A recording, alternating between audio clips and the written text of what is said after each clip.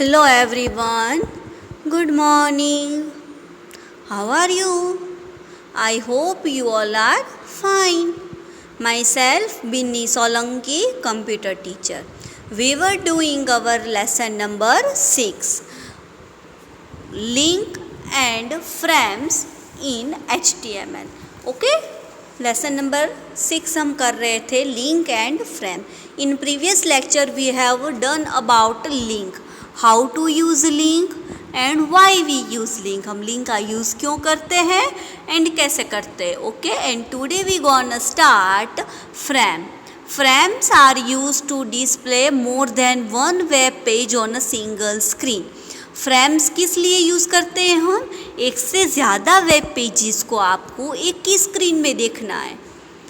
एक से ज़्यादा वेब पेजेस को आपको एक ही स्क्रीन में देखता है. देखो ये वाली जो है ना फिगर 6.5, सॉरी बेटा, ये जो फिगर 6.5 है उसमें देखो फिगर 6.5 में एक ही विंडो है, एक ही विंडो के अंदर दो वेब पेज ओपन हुए हैं. तो आपको ऐसे ही आपके विंडो के अंदर एट अ टाइम पर सिंगल स्क्रीन पर मल्टीपल वेब पेजेस ओपन करने, तो आप फ्रेम का यूज़ करोगे. फ्रेम्स डिवाइड अ browser window into different section. Frame जो है वो आपकी ब्राउज़र विंडो को डिफरेंट सेक्शन में डिवाइड करता है.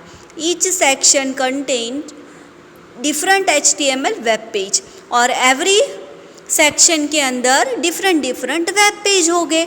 Many frame on a web page constitute a frame set. ज़्यादा जब फ्रेम एक साथ मिल जाती है तो उसे ऑब्वियसली हम क्या बोलेंगे? Frame set. Now attributes of the frame set tag. Frame set tag के डिफरेंट एट्रीब्यूट्स हम डिस्कस करते हैं. Frames are defined using the frame set tag. Frame को हम फ्रेम सेट टैग से डिफाइन करते हैं. The attribute of frame set tag are as follow. सबसे पहला है कॉलम.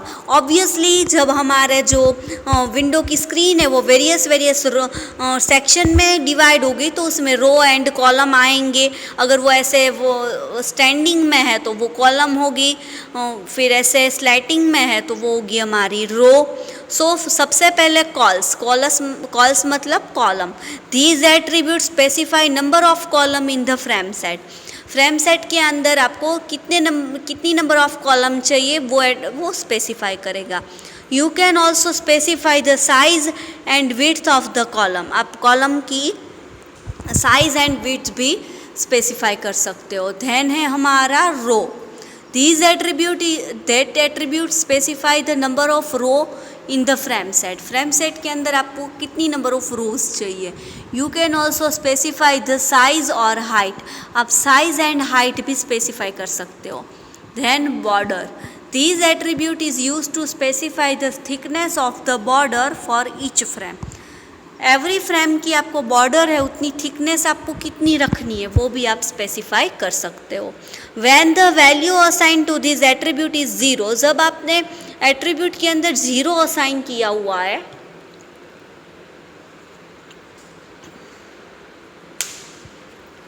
तब क्या होगा? जब आपने 0 असाइन किया हुआ है तब नो बॉर्डर इज विजिबल. 0 आपने रखा है मतलब आपको बॉर्डर को विजिबल नहीं रखना है.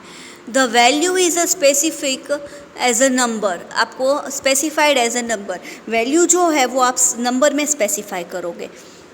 देन है हमारा बॉर्डर कलर. आपको बॉर्डर को कलर अप्लाई करना है. This attribute sets the colour of the border of a frame. Frame के बॉर्डर का कलर जो है वो सेट करेगा. The value can be permitted colour name और इट्स RGB वैल्यू. कलर की वैल्यू होती है उस वैल्यू के अकॉर्डिंगली और नेम के अकॉर्डिंगली आप जो कलर है वो डिफाइन कर सकते हो. For example observe the following HTML code. सबसे पहले आपको मल्टीपल फ्रेम लेना है. सो फ्रेम सेट टैग हम लेंगे. फ्रेम सेट के अंदर कॉलम 30 कॉलम की 30%, रो 80%, 10%, 10%. बॉर्डर मैंने ली है 6 मतलब उसकी थिकनेस 6 जेटली आएगी और बॉर्डर कलर लिया है green. The above code specify that the web browser window should be divided into 2 column. Column कितने में डिवाइडेड होती? Into 2 column with the first frame occupying 30% of the window size and the remaining to be occupied by the second column. वो तो obviously ये जो star है बीच में जो मैंने स्टार इंडिकेट किया है, star indicates the remaining space. Column के बाद पहली कॉलम होगी को 30% एरिया डिस्ट्रीब्यूट होता, उसके बाद जो रिमेनिंग जितना भी बचेगा वो अनदर कॉलम के लिए होगा, right. The row attribute define 3 rows with the first row occupying 80%. मैंने ये 10 टाइम लिया है, मतलब कि 3 टाइम लिया है, मतलब मैंने 3 रो ली है. पहली रो को मैंने 80% एरिया ऑक्यूपाई किया है, सेकेंड को 10 एंड थर्ड को भी 10%. Okay. The browser window the remaining 2 rows occupy 10% each. The border attribute define a border of thickness value 6. The border color attribute define the border color of the frame as a green. Now next है हमारा attribute of the frame tag. अब frame tag के attribute कौन कौन से हैं? Frame के tag का सबसे पहला है SRC. These attributes specify the path of the file to be displayed in the frame.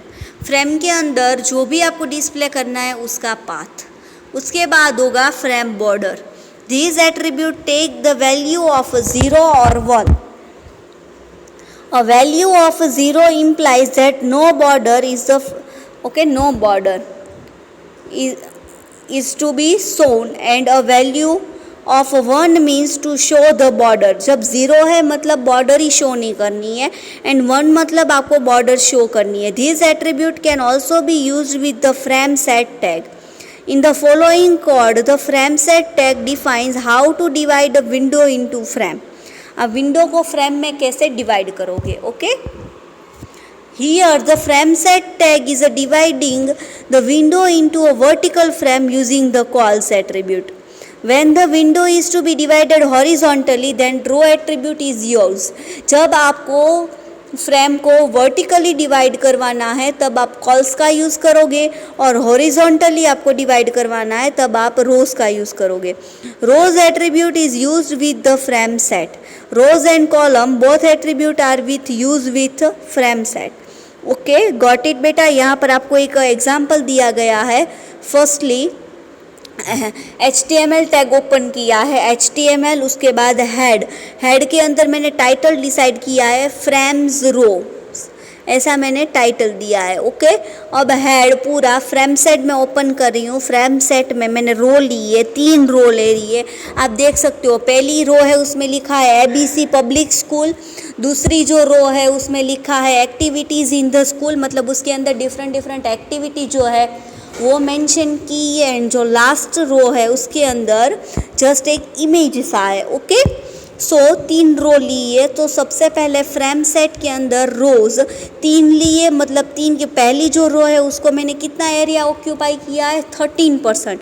पूरे विंडो में से 13% एरिया मैंने उसे ऑक्यूपाई किया है.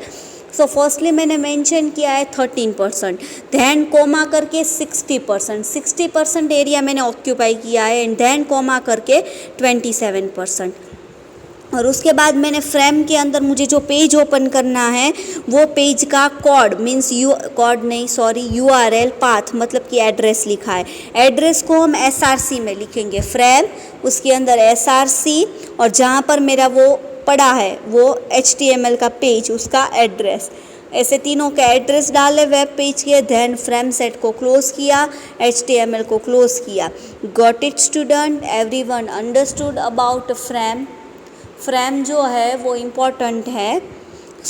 अगर आपको कोई क्वेरी है तो आप लोग मुझे पूछ सकते हो. ये हम लेक्चर में भी यही सेम कंसेप्ट सॉल्व करेंगे.